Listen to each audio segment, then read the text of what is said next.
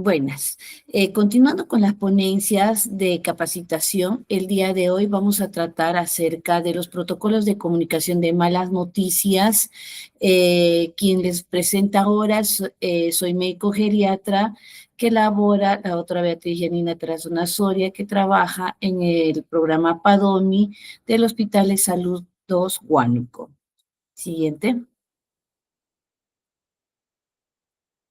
Bien, como agenda a este tema muy importante, he considerado bien tratar acerca de la introducción, hablar un poco de los antecedentes, el concepto de malas noticias, los factores que influyen para dar malas noticias y hablar un poco acerca de los protocolos muy importantes para dar estas malas noticias. Siguiente. Entonces, a manera de introducción, pues vamos a mencionar que comunicar las malas noticias en un entorno de salud pública o privada, ya sea hospitalaria o domiciliaria, es una tarea muy difícil que se deben realizar y enfrentar nosotros como profesionales de la salud. Sin embargo, en muchos casos no se ha prestado una importancia real a esta actividad, considerando pues que muchas veces es una competencia menor, ¿no? Los receptores de mala noticia, pues sabemos bien que son los pacientes y la familia, ¿no? Que son los que viven el entorno. Entonces, es muy importante valorar siempre cuándo y cómo se les va a informar. Por lo tanto, los factores que influyen en la comunicación pueden identificarse y determinar, siendo estos protectores de malas noticias o aquellos factores que que son una amenaza o factores que ponen en riesgo de reacción de nuestros pacientes y de la familia. Siguiente. Entonces, en cuanto a los antecedentes, pues esto está representado en el tiempo. Antiguamente, pues se creía, ¿no?, que el dar malas noticias estaba fundamentada en un paternalismo y en la directividad, pues se partía de que este paternalismo estaba en base al profesional médico que era el responsable, ¿no?, quien iba a asumir de lo que el paciente no sabe, entonces no le puede causar daño. Pero actualmente no se fomenta ya la participación activa y en cuanto a los principios, ¿no? Donde el paciente participa ya a través de su autonomía, decidiendo qué es lo que él desea saber, valorar siempre, ¿no?, las necesidades del paciente que tiene para conocer la información que se le va a impartir. Siguiente. Entonces, la comunicación y el impacto actualmente en los cuidados paliativos, pues enfrenta estos enfoques, ¿no? Que es pues sobre todo el cual está basado en intentar mejorar la calidad de vida, ¿no? Dar un confort al paciente y a su entorno, ¿no? Representado por la familia, quienes son los que van a enfrentar esta situación de enfermedad terminal. A través, pues, lo que se tiene que hacer es la prevención del sufrimiento, ¿no? La prevención y el alivio del sufrimiento a través de una correcta valoración, a través de un manejo adecuado en cuidados paliativos del dolor y aquellos síntomas que van a acompañar a esto, sea pues estos síntomas físicos, psicológicos y sobre todo valorar la necesidad espiritual en esta condición. Atención integral entendida como un proceso que se limita a 3 dimensiones, ¿no? Pues cuanto a la longitud, donde va a abarcar la evolución completa de la enfermedad, desde el momento del diagnóstico hasta el momento de la etapa final o en el duelo y posterior a ello, ¿no? También hacer un acompañamiento posterior al duelo. Nos habla de otra dimensión que es la anchura, donde pues implica a todos los participantes a todos los participantes que tienen rol en este proceso de enfermedad, ¿no? Es decir, pues abarca o engloba al paciente, a la familia, también al equipo terapéutico en el cual nos vemos inmersos nosotros como profesionales que acompañamos durante todo este proceso. La profundidad, pues, intenta cubrir la necesidad que plantea esta situación de terminalidad, ¿no? Ya sea, pues, también ver los problemas físicos y los problemas psicológicos, sociales y espirituales. Siguiente. Entonces, es importante analizar la comunicación que se va a dar en cuidados paliativos y para esto es muy importante tener en cuenta siempre el entorno que se está afrontando, valorar siempre el tipo de familia con el que se cuenta, pues sabemos pues que existen familias que pueden ser nuclear, que pueden ser monoparental, que puede ser una familia muy extensa, ¿no? Representada por hijos, tíos, sobrinos, primos, quienes acompañan al enfermo durante todo el proceso. También hay que valorar si el paciente dentro de esa familia quién es el paciente, ¿no? Y ha sido su historia, valorar un poquito en cuanto a sus antecedentes, ver el rol a que desempeñaba el paciente, qué era lo y a qué se dedicaba, ¿no? Valorar su entorno, quiénes eran las principales personas que estaban siempre alrededor de él, ¿no? Ver el momento del ciclo vital, ¿no? Ver el grado de escolaridad que tiene nuestro paciente, ver en qué situación actual se encuentra, ¿no? Los conflictos preexistentes, tanto individual como interfamiliar, pues esto es muy importante. A veces hay pacientes que tienen muchos problemas y que en el momento, cuando ya están en etapa final, a veces, ¿no? Estos problemas los hace que estén más acercados a los familiares, a los amigos, ¿no? Que hayan estado quizás en el momento de que haya estado gozando nuestro paciente de buena salud, hayan estado distanciados, pero en el momento de ya cursar con una enfermedad en etapa terminal, ya existe, ¿no? Lo que es, pues, determinar este tipo de conflictos para poder valorar esta situación y lograr el perdón, ¿no? En esto también pues nos habla un poco de la espiritualidad y religiosidad de cada uno. No es lo mismo espiritualidad con religiosidad, pues muchos de nuestros pacientes pueden ser católicos, cristianos, de cualquier índole religiosa, ¿no? Pero esto no significa que ellos, de acuerdo a esto, no se va a poder valorar la parte espiritual. Es muy diferente religiosidad de espiritualidad. Siguiente. Entonces, ¿por qué es importante la comunicación en cuidados paliativos, no? Porque se trata de valorar lo que hoy en día se está perdiendo, la humanización. Y esto pues nos menciona, ¿no? Que es muy importante tener estas competencias, ¿no? O estrategias para poder llegar y abordar la comunicación en forma adecuada. Es que hay que saber valorar estas competencias como el conocimiento, ¿no? Las actitudes, saber en qué momento uno va a decir lo que el paciente quiere saber o lo que el familiar desea saber, ¿no? Poder hacer las cosas. Es muy importante esto, tener una capacidad personal siempre y cuando valorando la situación en la que nos encontremos, tener las habilidades para saber hacer las cosas bien, ¿no? Y otro que es muy importante, otra competencia es pues la motivación, ¿no? La motivación que nos va a llevar a querer hacer hasta donde se nos permita durante el proceso de la enfermedad que nuestro paciente esté cursando. Siguiente. Entonces, definir malas noticias, definir comunicación, perdón, pues sabemos que es un proceso, ¿no? De interacción social, parte inherente de la actividad humana, es una negociación entre dos personas. También pues se dice que es un acto creativo en que el otro no solo entiende exactamente lo que uno dice, sino lo que el receptor contribuye con su parte, ¿no? Ambos cambian pues con la acción y forman un sistema de interacción y reacción bien integrado.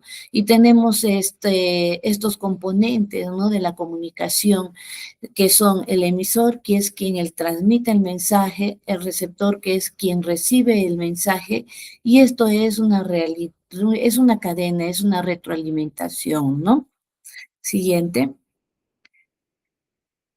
Entonces, tenemos estas modalidades de comunicación. Puede ser verbal, ¿no? A través de la emisión de palabras o símbolos. La comunicación también puede ser verbal, caracterizada por la emisión de sonidos, ¿no? Puede ser a través de mímicas, con la expresión facial, de gestos, ¿no? Que emitimos a través, que puede ser con la boca, con la cara, con las extremidades, ¿no? La orientación también es una modalidad de comunicación donde se valora el ángulo con respecto al interlocutor, ¿no? La postura. Es muy importante que esta comunicación también puede darse pues en un momento de pie, sentado, al lado del paciente o distante, pero existen técnicas y métodos de que los cuales son muy apropiados y hay que valorar para que la comunicación sea muy efectiva, ¿no? La distancia es muy importante y los espacios interpersonales que se tienen también al brindar la comunicación, el cuidado personal, ¿no? La vestimenta, la limpieza, el orden, todo es muy importante, ya que el paciente y la familia son muy observadores para el momento cuando uno va a impartir una comunicación o un mensaje, algo que quiera transmitir con mucho cuidado, con mucha responsabilidad, ¿no? Siguiente. Entonces, ¿qué son las malas noticias? Las malas noticias son una fuente de sufrimiento que pueden generar manifestaciones psicopatológicas en el enfermo y su entorno, ¿no? Que es la familia. La información que interfiere negativamente en las expectativas y esperanzas de las personas, bien por ellas las directamente afectadas por una enfermedad o por una afectación o por estar afectada a alguna persona querida. Es muy importante, más adelante voy a explicar la forma en que uno transmite las malas noticias. Siguiente. Entonces, el impacto que se transmite o que se quiere lograr al transmitir las malas noticias, pues es un impacto que tiene o que está rodeada de este entorno, ¿no? El biopsicosocial, como ya lo mencionamos importantemente anteriormente, donde en la parte bio que influye mucho el dolor físico, la autonomía, los cambios en la imagen corporal, ¿no? En la parte social, donde vemos que influye mucho la claudicación familiar, ¿no? Pues se observa actualmente que existe mucha sobrecarga del cuidador, ¿no? Y pues a través de esta ayuda social podemos gestionar muchos servicios, mucho apoyo, ayuda, ¿no? Al entorno, al paciente, ¿no? En cuanto al respecto a la parte social, en el impacto psíquico, ¿no? Pues vemos que influye mucho en la adaptación al diagnóstico y al pronóstico. Es muy importante valorar el apoyo emocional que requiere en su momento nuestro paciente, ¿no? Y ver la supervivencia y las secuelas que puedan persuadir o persistir durante el tiempo, ¿no? Entonces, las habilidades para dar malas noticias, pues eh, son de una forma muy eficaz, no solo implica informar claramente, sino también facilitar el apoyo emocional, responder a las reacciones del paciente y la familia, ¿no? Controlar los miedos, participar en la toma de decisiones del grupo y mantener el sentimiento de esperanza. pues estas habilidades no solamente se basan en la experiencia, también se basa en el conocimiento, también es la forma en informar adecuadamente, ¿no? Y también la buena voluntad de estar motivado por ello. Siguiente. Entonces, los factores que influyen para dar malas noticias son aquellos factores que pueden ser socioculturales, ¿no? Donde actualmente se ve pues dirigido o presionado por el marketing sanitario, ¿no? Generando expectativas terapéuticas exageradas. Actualmente, por ejemplo, tenemos nutrientes, existe el uso de vitamina C, pacientes que, por ejemplo, piensan que estos componentes, estos elementos que están saliendo actualmente, piensan que van a tener mucha cura, ¿no? A veces se crean pues expectativas de prolongar la vida con estos suplementos nutricionales o con estos elementos que están saliendo actualmente y que en la verdad pues no existe evidencia científica de que sí tengan, ¿no? De que se haya comprobado de que tengan beneficio, ¿no? En el proceso de la enfermedad. Y pues también la pedagogía, pues, ¿no? Que actualmente existen tantos medios de que el paciente y su familia, el entorno puedan estar informados, ¿no? A través del internet, ¿no? De la inteligencia artificial, factores del paciente, pues va a valorar el impacto del conocimiento de la enfermedad, ¿no? También la edad, el nivel educativo, cultural, y hay pacientes que son problemas también. Los factores del médico, aquellos pues nosotros como personal de salud a veces, muchas veces tenemos miedo de causar dolor y por ese temor a causar dolor a veces nos limitamos en informar como se debe informar, ¿no?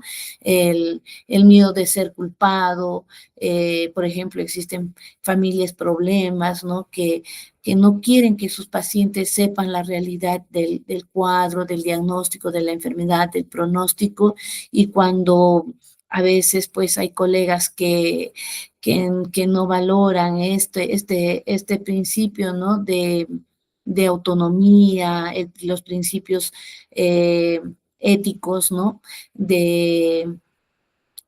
Y a veces, muchas veces, no hay forma, no hay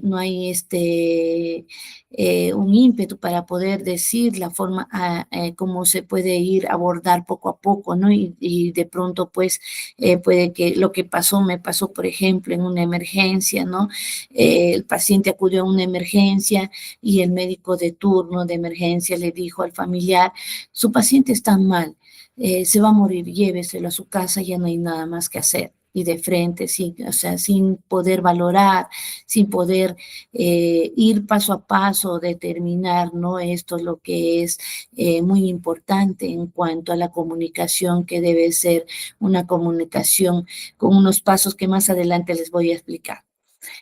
También, pues, por parte del personal de salud existe el miedo a lo desconocido, el miedo a decir no sé, el miedo de la propia muerte, el miedo a expresar emociones, el miedo a la falta, ¿no? Terapéutica y el dolor empático.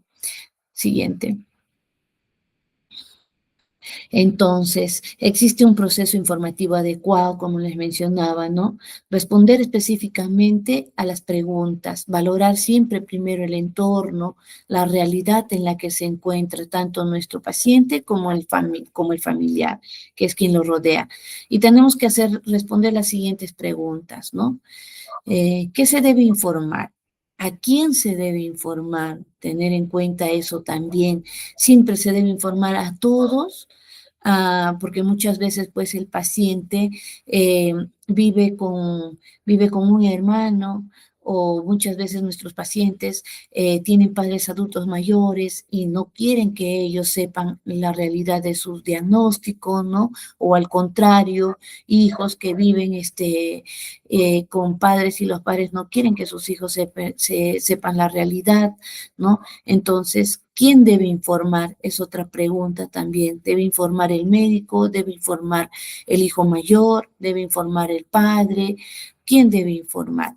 cuándo se debe informar. Para esto es muy importante tener más adelante, como les vuelvo a decir, voy a explicar los protocolos que existen, aunque son formas para, o métodos para comunicar, cómo se debe informar. Siguiente. Entonces, también nos mencionan que es muy importante tener en cuenta estas tres grandes artes de la comunicación, de una comunicación activa, ¿no? De una comunicación favorable, de una comunicación receptiva, ¿no? Y son pues estas como es el ABC. El A, el arte de preguntar. B, el arte de escuchar. Y C, que nos menciona del arte de observar, ¿no? Estos tres sentidos muy importantes, ¿no? El habla, el escucha y el oír. Siguiente. Entonces, existen estos principios que orientan a la comunicación de malas noticias y son el principio de la verdad deseada y el principio de la verdad soportable. El principio de la verdad deseada nos habla pues de que qué sabe el enfermo de su enfermedad, qué dice que quiere saber, qué desea realmente saber. Es muy importante hacernos siempre estas preguntas para poder llegar y ver la forma de abordar, de cómo abordarlo, de cuándo abordarlo, ¿no? El principio de la verdad soportable. ¿Cuánto puede saber el enfermo? Es muy importante hacernos esas preguntas porque muchas veces llegamos a un paciente y sin saber el diagnóstico, a veces, ¿no?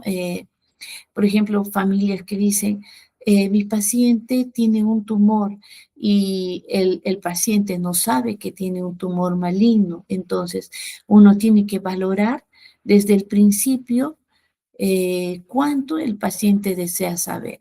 Hay formas, hay técnicas, por ejemplo, ¿no? Cuando uno visita a un paciente, lo primero que uno tiene que saber es valorar su entorno con la pregunta, ¿qué es lo que él sabe de su enfermedad? ¿Qué es lo que le han dicho los médicos de todo el curso de su enfermedad?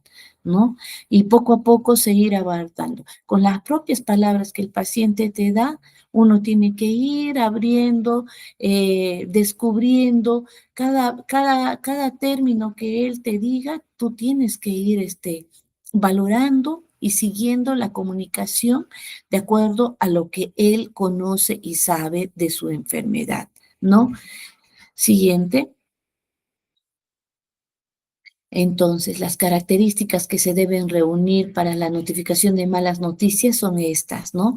Que debe ser sistemática, o sea, informar no es un acto único, es un proceso secuencial, informar por pasos, ¿no? De acuerdo a la circunstancia. La comunicación debe ser congruente, debe ser en un equipo, dada en un equipo, siempre viendo la familia, el entorno que lo rodea, ¿no? Y sobre todo que debe ser individualizado, respetando siempre esto, ¿no? Su identidad. Siguiente. Entonces, ¿debe decirse todo al paciente? Al paciente no hay que decirle toda la verdad y menos de una sola vez. Esto es muy importante tener en cuenta, como les vuelvo a recalcar. El paciente en un momento de enfermedad terminal es muy lábil, es muy débil, ¿no? Entonces hay que ir poco a poco, siempre valorando su estabilidad emocional, ¿no? La verdad, llegar es por pasos. La comunicación es un proceso, no es un acto único que uno tiene que ir y decirle de golpe, usted tiene cáncer y ya está en etapa terminal. No, así no es la forma correcta de llegar y abordar la comunicación. Existen tendencias extremas, comunicar o no. Lo más importante es determinar, como les vuelvo a decir que ya mencioné, ¿no? Con estas preguntas, ¿qué, por qué, quién, cómo, cuándo, dónde, ¿no? ¿Dónde se desea proporcionar toda la información? Siguiente. pero debe decir al paciente todo, todo se le debe decir. En principio, el paciente debe estar informado. ¿Por qué? Porque también cuando hay posibilidad de curación, el paciente va a participar de forma activa y va a ser consciente del tratamiento que va a recibir. Es muy importante tener esto en cuenta porque muchas veces los pacientes no saben que tienen cáncer, ¿no?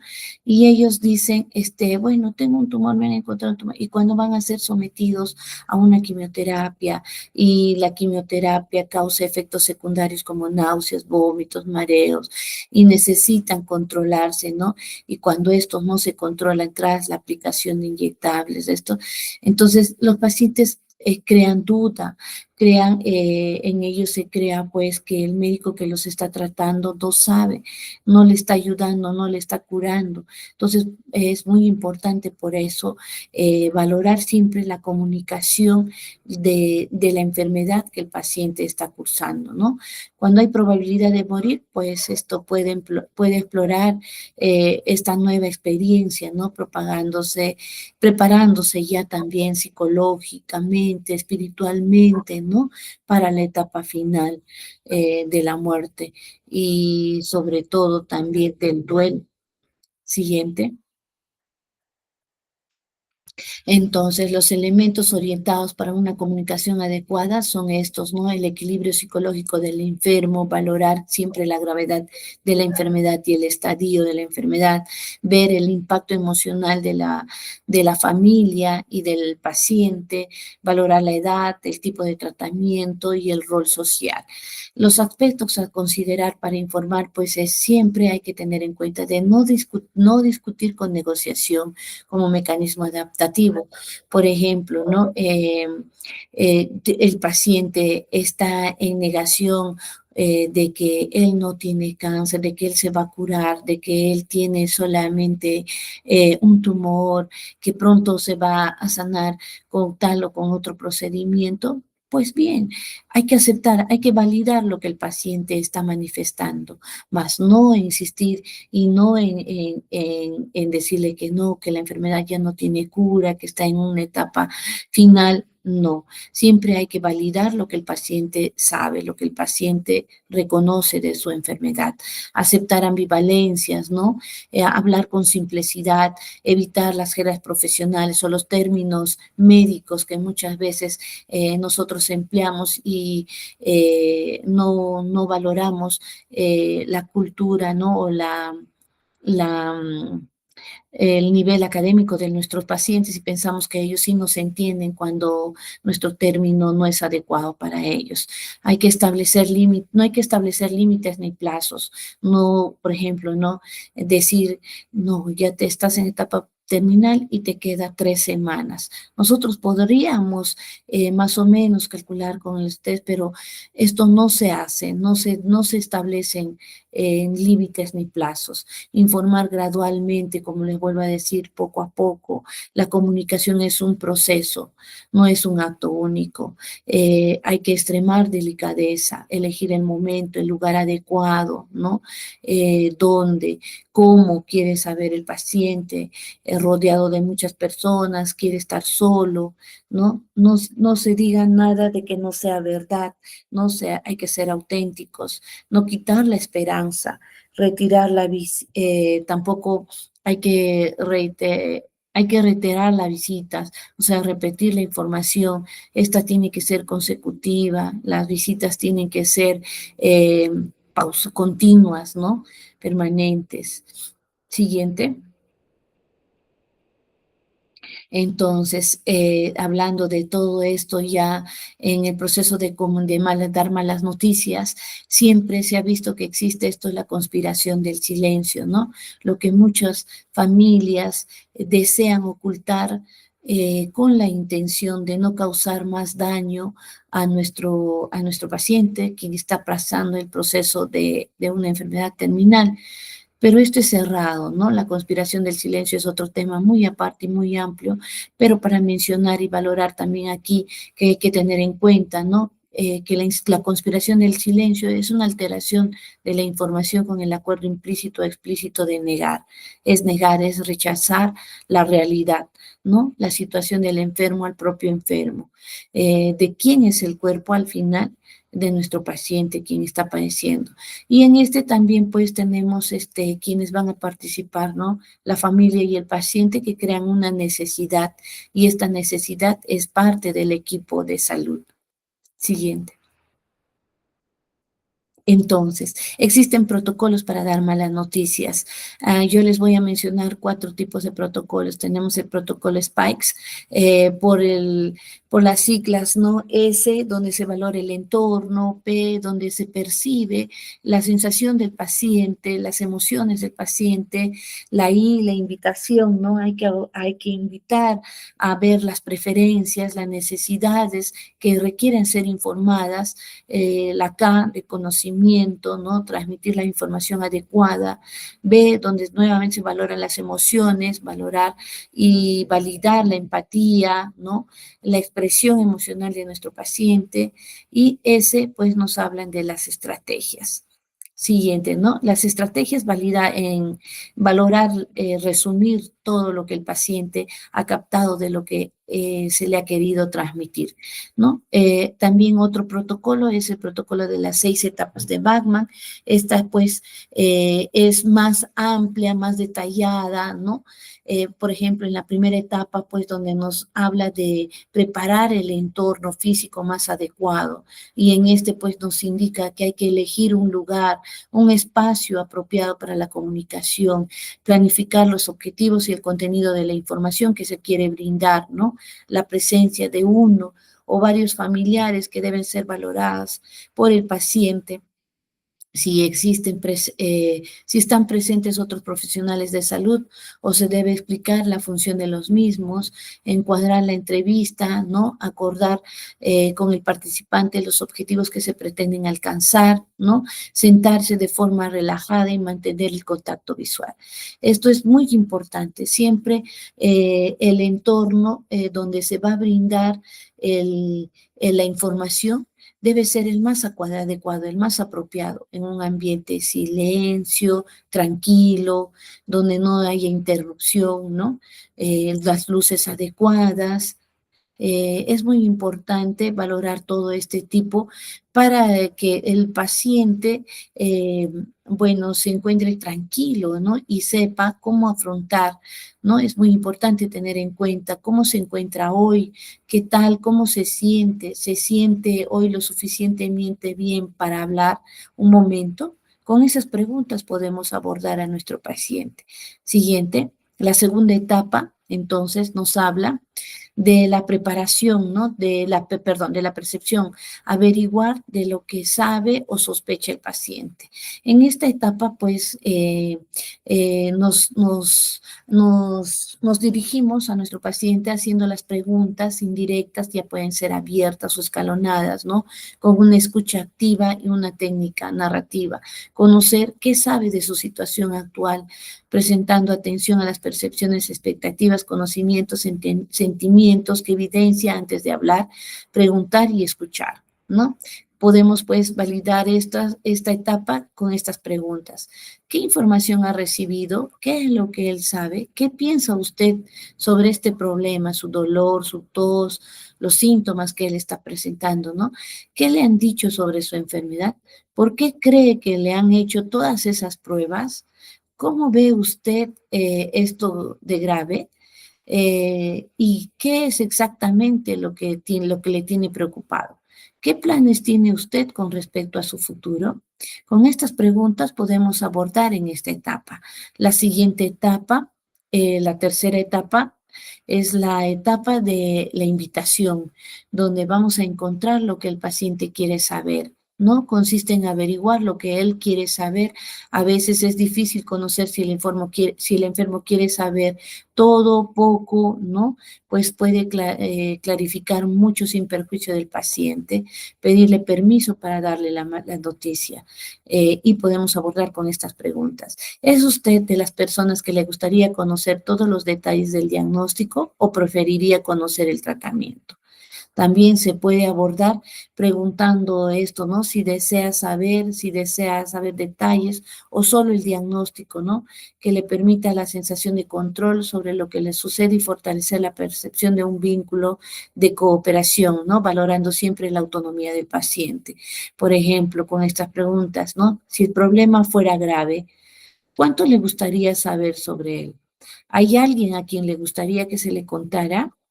Prestar atención a la conducta y al lenguaje verbal y no verbal. Es muy importante tener en esta etapa, ¿no? Esa respuesta del paciente.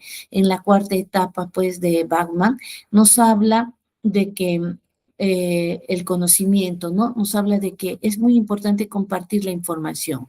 Por ejemplo, si el paciente expresó su deseo de compartir la información, eh, usando las mismas palabras que la familia, con frases cortas, ¿no? Evitar las jergas médicas, hablarle claro, darle información poco a poco para que el paciente pueda asimilarla. Confirme que el paciente la entienda. Hay que evitar la sinceridad brusca y el optimismo exagerado. Si el paciente no desea saber la información de su diagnóstico, pues se le explica el plan terapéutico, ¿no? Con doble fin, que conozca el proceso y establecer un diálogo terapéutico, siempre con una agenda abierta, o sea, a preguntas que el propio paciente y dudas que puedan ser resueltas por nosotros, ¿no? Siguiente. La quinta etapa, pues, nos habla de una empatía. En esta etapa, pues, se trata de responder a los sentimientos del paciente, ¿no? Identificando sus reacciones, sus emociones, pues las malas noticias pueden fracasar si el profesional no desarrolla adecuadamente esta fase, teniendo en cuenta siempre el papel del silencio. Es muy importante valorar eso, ¿no? Que se respeten los silencios. ¿Por qué? Porque el paciente está asimilando, está imaginando, ideando lo que se le está diciendo, ¿no? La empatía no verbal y el respeto. Hay que percibir la emoción del paciente, respetar y validarla, entender la situación del paciente, permitir los silencios, permitir que llore, la comunicación empática ayuda. ¿Qué sentimientos le genera? Es normal que se sienta así, ¿no? Con esas respuestas. Eh, Generalmente a veces es muy difícil en este momento, pues lo que se hace puede ser eh, un tocar de hombro, ¿no? Poner la mano en el hombro, un apretón de mano, como que diciendo que no está solo, ¿no? Validando sus sentimientos. Siguiente. La sexta etapa y última del protocolo de Bachman, pues nos dice que nos habla de la planificación y seguimiento del proceso y nos dice que aquí que el seguimiento es consensuado por ambos, ¿no? Dejando claro siempre, pues, que se estará a disposición del paciente para lo que necesite, atento a sus problemas, atento a los síntomas que vayan a venir, ¿no? Porque vamos a estar durante todo el proceso acompañándolo. Es muy importante eso, hacer que el paciente se sienta confiado, ¿no? Y no que se sienta sin falsas esperanzas, sin aportar una información no real, planificando el número de visitas, fases del tratamiento. No es muy importante establecer un compromiso durante hasta las visitas siguientes, favoreciendo siempre un seguimiento. Entonces, esta etapa ya podemos hacer las siguientes preguntas. ¿Alguna duda? ¿Alguna pregunta? Algo que no le haya quedado tan claro, realizar un resumen, ¿no? De todo lo que se ha hablado y comprobar con esto de lo que el paciente entendió, si lo que se le quiso transmitir fue lo que el paciente entendió, ¿no? Formular un plan de trabajo. Siguiente. Otro modelo también de comunicación, de dar malas noticias, pues es el modelo del ABCD, al ABCD, ¿no? A, donde pues está la preparación avanzada; B, nos habla también de crear una buena relación y un buen ambiente; C, una comunicación adecuada; D, desarrolla acuerdos con familia y paciente; y la E, de que sea aliente y valide la expresión emocional, ¿no? Este es un resumen del protocolo anteriormente mencionado, ¿no? Siguiente, de Bachman. Siguiente. Entonces, otro modelo, perdón, atrás, otro modelo es el modelo del confort. El modelo del confort, pues que nos habla también de este acrónimo, donde C, pues es la comunicación, ¿no? Igual vuelve a recalcar que hay que comprender la historia del paciente, reconocer las prácticas de tareas y relaciones que existen en el paciente y su entorno.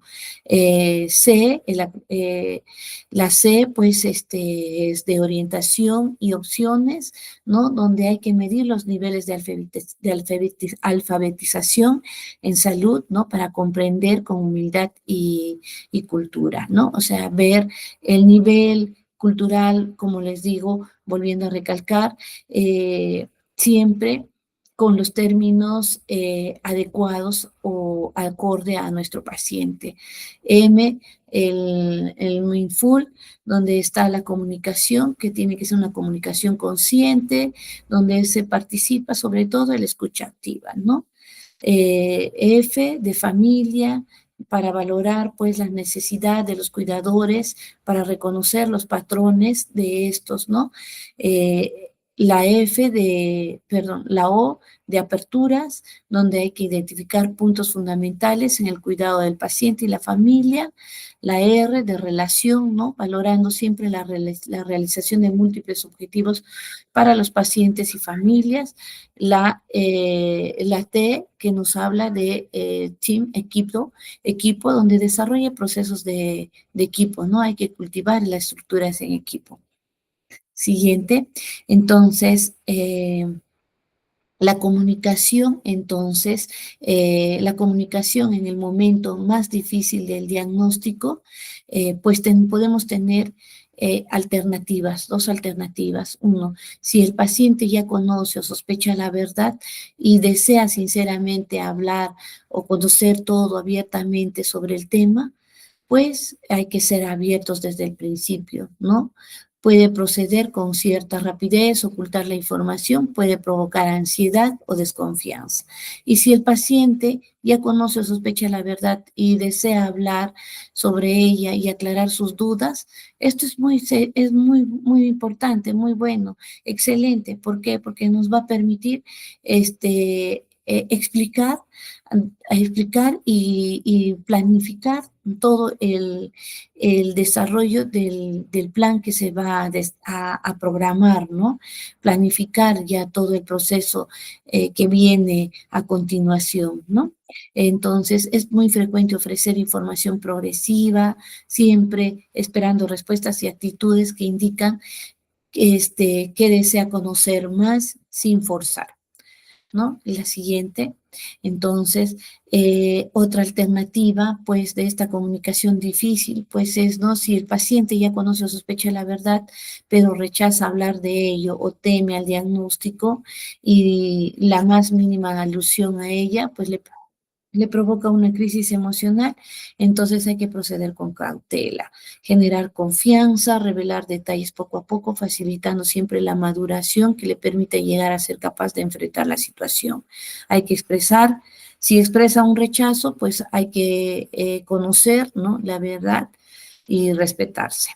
Si el paciente está más completo, por completo, perdón, si el paciente está por completamente ignorando su situación, pues hay que interrogarse sobre lo que conoce, suministrar información muy lenta para orientar y definir en cuál de las opciones anteriores se ubica nuestro paciente. Siguiente. Entonces, como conclusión, pues para decir que la manera en que damos malas noticias afecta mucho la capacidad de afrontar la enfermedad, tanto por parte del paciente como de la familia, ¿no? Afectando esto siempre la relación médico-paciente. Los modelos de comunicación de malas noticias como profesionales de salud sirven como guía para poder llegar a nuestros pacientes y familia de manera adecuada, valorando paso a paso la situación en la que nos encontremos. Siguiente. Para terminar ya, pues voy a dejarle con este mensaje, ¿no? Que es muy importante siempre dar y fortalecer a nuestros pacientes, sobre todo en situación terminal, que todo va a salir bien. Y con este pequeño mensaje que dice, aunque el panorama no sea nada halagueño y tengamos que vivir con incertidumbre, malas noticias y pendientes del horizonte económico, queremos transmitiros un mensaje de ánimo, confiar en que la situación mejorará ayuda a pasar días y a vivir este estado de alarma de mejor humor. Bueno, eso sería todo. Muchas gracias por la oportunidad.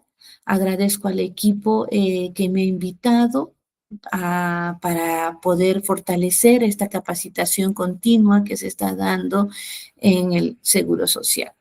Muchas gracias. Buenos días.